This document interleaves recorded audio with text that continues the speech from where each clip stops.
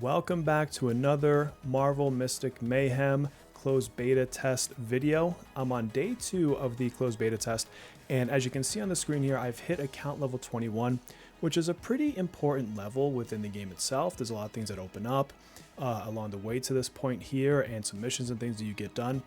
And now that I'm here, I wanted to walk you through the different types of modes and missions that you'll be doing and experiencing throughout this game. Now, I will say there's one mode I've not opened yet, but that opens at level 25. I'd anticipate being there either late tonight or tomorrow. I've been gaming quite a bit in this and enjoying myself, but I wanted to demonstrate for you exactly what you should be expecting as you come into the game.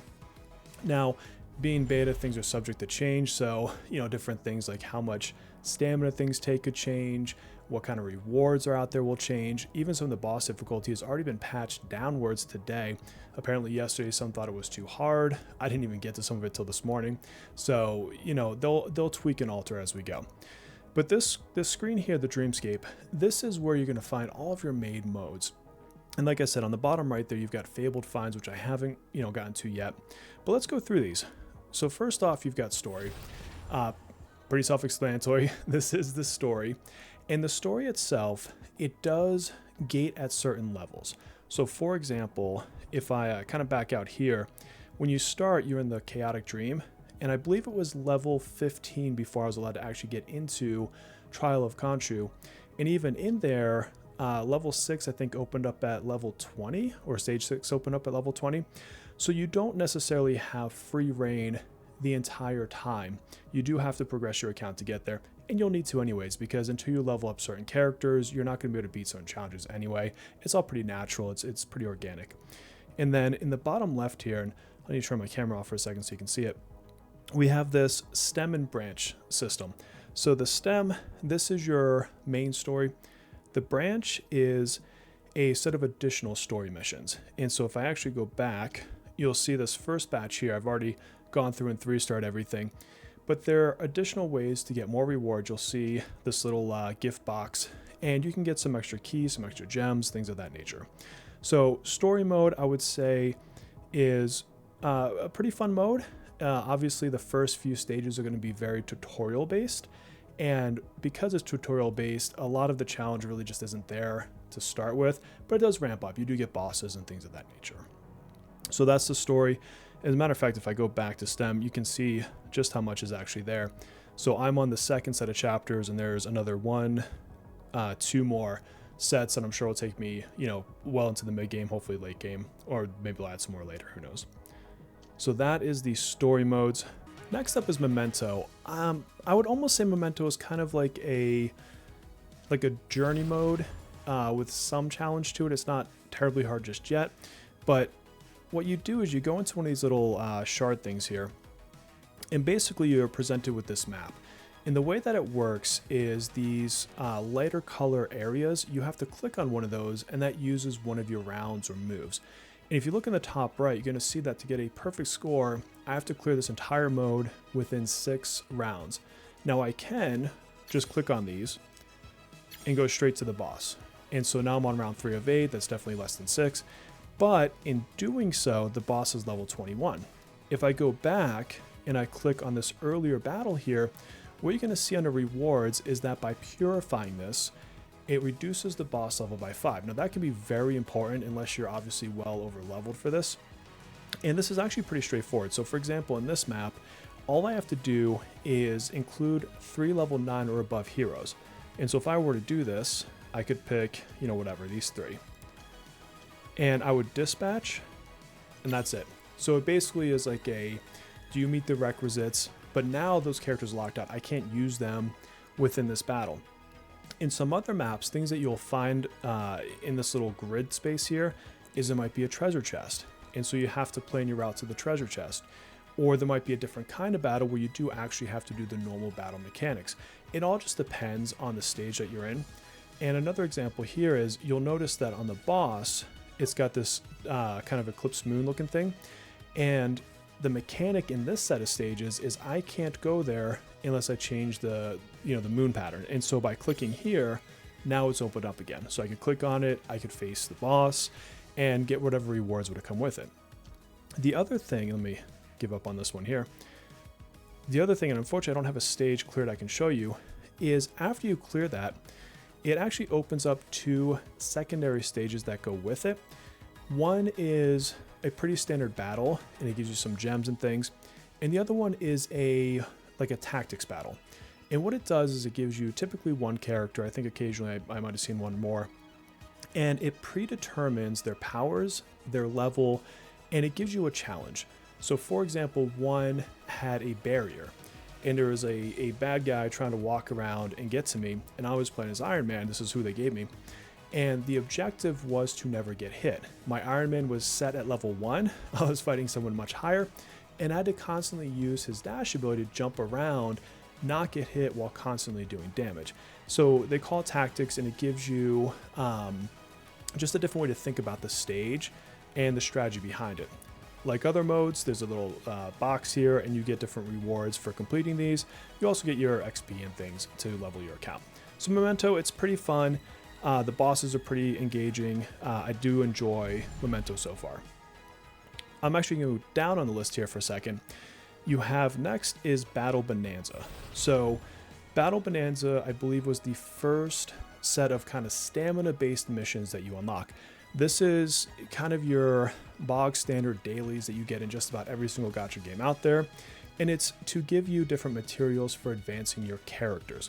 In this case, I've got Battle Bonanza. This would give me character XP if I finish it, and by getting the different star rewards, you'll see that you get different items. So for example, if I go to stage 4, which I haven't unlocked yet, the first time I get a 3-star or a 2-star, I get these extra gems.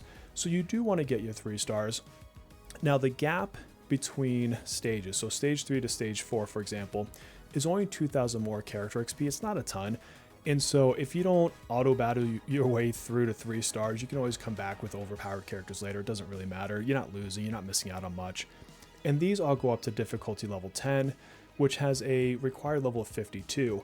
So it kind of gives you an idea of how far they want your characters to level and progress, you know, as you get to the top end of these stages, at least as of where the game is as of today. Below that, you've got Battle Bonanza, same thing. It's for these Mysterium coins, which again is a currency used to level characters, skills, things of that nature. It's just a common currency you're going to be using all the time. You're going to run out of it all the time and get more, and you know, pretty standard fare. Next up, we have Treasure Hunt. And so this one, same kind of thing. It's these daily missions. And for this, we're getting Ascension materials. So on the left, you're going to notice the different types of character class icons, and each of the different types take a different material to both ascend their level and for their cards, for their stats. And so this is the place that you would go to, you know, amass and acquire these different things. And as you can see here, it's the same thing. You've got the different stars that give you first-time rewards, etc. And then finally, in this kind of bottom row, before we get to the Fabled Finds, is the Rune Raids. This is slightly different, and I like how they do this. This is to level up your skills. So your skills take these, you know, different stones. And the way they break this one out is they give you 2 different types of classes or types of characters. Like this is mutation, I think attackers or physical, something like that. And you get both of these different types of stones for completing the stage. On the bottom, I'll get a different kind of mini boss who gives me the other 2. So you're able to target farm 2 types instead of 1, which of course, you know, is nice when it comes to using your stamina, things of that nature. You know, something else I didn't mention earlier is you can actually do more than 1 set at a time. So if I wanted to, I've got 60 stamina, I could do a ×2 here and use 60 stamina instead of 30 and then get double the rewards. So if you're in a pinch for time, you can adjust how much rewards you're getting in these different modes, which I do think is a cool little quality of life feature. And then on the bottom right, the one I have not opened up is Fabled Finds. I get that at 25. I am fairly certain, and I might be wrong, we'll cover it later when I open it, but I'm pretty sure this is for artifacts. And so if I go to my characters, I'll show you what I mean. And so, you know, if I take Psylocke here, for example, these are the cards that you get from pulling, the highlight cards. And again, they're using, you know, different ascension materials, etc. But then you also have this slot here at 25. And that's also when that other game mode open, so it makes sense, right, to be the same thing. And I believe if I go into my items here, let's see if I can find it. Yeah, see, I already have one artifact and I can't equip it yet. So this is telling me this is likely the level 25 rewards. If not, maybe it's artifacts and highlights, I don't know, but it's likely to be tied to something to advance your character, make them more powerful, things of that nature. That's what I would anticipate. But let's jump back into Dreamscape. We have 2 more modes, and not so much intentionally, I'm just kind of going around the loop here, but these are my 2 favorite modes. The rest of them, I'm going to tell you, are far more traditional. Memento's a little bit different, but more traditional Togachi games. It's your auto battles and things like that. Nightfall is a mode you can do 5 times per day, and these are boss fights. So right now I have Eye of Nightmare, and you'll see that I've cleared level 15, character level 15, and I could go into hard mode, which is recommending level 25. I actually don't think I would beat it, and so I'm just going to wait a couple days till I've got that level 25. And what you do is every time you beat it, you get a score, and you want to do 2 things. One, you want the best score possible. So if I go on the bottom left, and actually let me hide my camera again here so you can see what I'm talking about. But if I go on the bottom left, you're going to see I am ranked 11%. And so my best is a 131. And if I go to rank rewards, that puts me in a division, or whatever you want to call it, where I get 600 of these Dreamstone things that allow me to pull characters. And so if I can get, a few points higher, into that, 1 to 10%, then I'm going to be ranked 1 to 100. The way I would do that is by challenging this boss again, so that my score for that one single run is higher. Then what you do from there is every time you get score, so every time you play this mode again, you can do it 5 times a day, it just accumulates, it just adds up. And so you'll see my total score right now is 611. And you can see again that as I get more and more points tallied up, I just get more and more rewards. And so there's really 2 things you want to do. You want to get those cumulative goals that you see in this little gift box down here, and you want to get your rank as high as you possibly can, so that you get the most rank rewards when the I don't want to call it season, but when like the tally phase hits, they call it. And so this one, as you go up in levels, it gets harder. You go all the way through Nightmare, and I'm sure that's the point, right? This boss, and this is the one I've done, this is the first one out. This is probably, if not the most engaging fight, it's up there in the game as of today. He goes through phases where he has hands out. You've got to take the hands out about at the same time, and then he opens up his eye and you can fight the eye, and it just adds more strategy. And I just think it's of all the combat modes, one of the better ones realistically. So that's that. And then finally we have Game of Khonshu, and this is kind of PvP. I hesitate to call that really PvP because you're not interacting with other players directly. You're not picking a lineup and then fighting them yourself. You're not choosing your moves, you're not choosing your cards, I think they call them in here. What you're actually doing, and it's actually pretty fun, I'm going to show it to you, is as you start out, you're given the heroes. So I can't choose this, right? And so I've got a choice between, at this moment, Hulk, Doppelganger, and Moon Knight, and they only give me one particular move.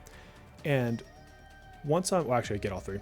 And then what you have to do is equip them with these different either tech, formula, or they have gem boons. And you go through each stage of this by basically putting these on your character. And what I'm going to do here is, I'm going to stick to, let's do a relic on Hulk. And then I'm going to refresh this. And they do a tutorial for all this stuff, so you don't have to worry about it. I'll pick one for Doppelganger, and then hopefully I can get another one. And I don't, so I don't have enough to buy one for Moon Knight. And let me show you what happens here. I'm going to fight, and I'm going to go against another player, but I'm not going to touch anything. This is 100% going to play out on its own.